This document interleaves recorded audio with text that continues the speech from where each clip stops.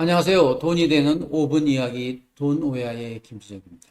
요즘 길거리를 다녀보면 임신한 사람을 찾기가 어렵죠. 그리고 아파트에서도 아이들 울음소리 듣는 경우가 좀 드뭅니다. 참 어린아이가 귀한데요. 지난 4월에 중국판 트위터인 웨이보에 아주 흥미로운 글 하나가 올라왔답니다.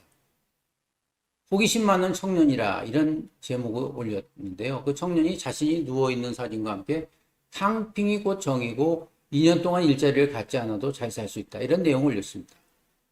탕핑이라는 것은 이 바닥에 눕는다 뜻인데요. 소유욕을 버리고 최소한의 생계만 유지하면 된다.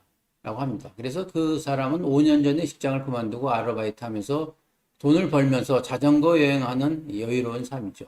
한마디로 경쟁을 내려놓으니 마음이 평화롭다. 그리고 나는 더 이상 아둥바둥 살지 않겠다. 그리고 5가지를 포기한다고 합니다. 집과 자동차, 결혼, 아이, 소비다. 탕핑은 소설 속의 미디어에 관련된 이제 경험담, 사진을 공유하면서 중국의 20, 30대 세대로부터 폭발적인 호응을 느꼈습니다. 물론 성장 우선주의를 지향하는 중국 정부에서는 비상에 걸렸죠. 그래서 황부시보는 정부 신문이죠. 관영 매체를 통해서 탕핑을 비판하는 논평까지 게재하고 웨이보 등 소셜 미디어에서 탕핑을 금지하기까지 했습니다. 최근에 중국의 부동산 위기는 자주 거론이 되었습니다. 그래서 특히 부동산으로 경제 성장률을 올렸기 때문에 지금 중국의 경우에는 선전시에 보게 되면 아파트 가격이 평균 연봉의 50배를 훨씬 넘었다 합니다. 그리고 일본이 1990년도 버블했던 평균 18배를 증가했다고 합니다.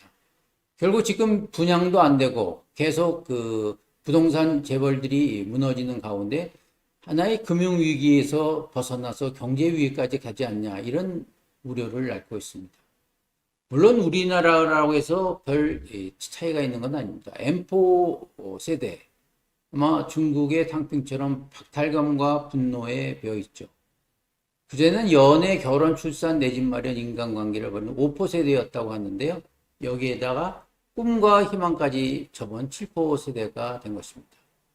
하긴 청년 취업 체감 실업률은 25%를 넘는다고 합니다. 정규직은 하늘의 별 따기고 신입 직원은 필요하지 않고 경력 직원을 요구하고 있죠. 그리고 최근에 행정안전부에서 주민등록 인구 통계를 보니까 1인 가구가 936만 명으로 처음으로 40%를 넘었다고 합니다. 그런데 특징적인 건 70대 이상 여성 1인이 남성보다 3배가 많다고 합니다. 물론 여성이 오래 살기 때문에 그렇죠. 그리고 더 심각한 것은 1인 가구 취업자 중 3명 중 1명은 200만 원 미만의 저임금을 받는 것으로 나오고 있습니다.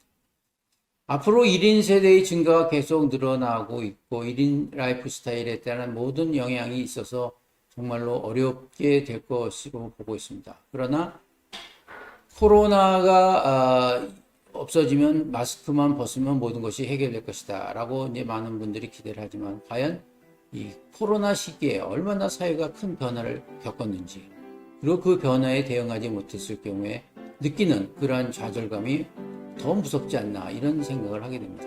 청취해 주셔서 감사합니다.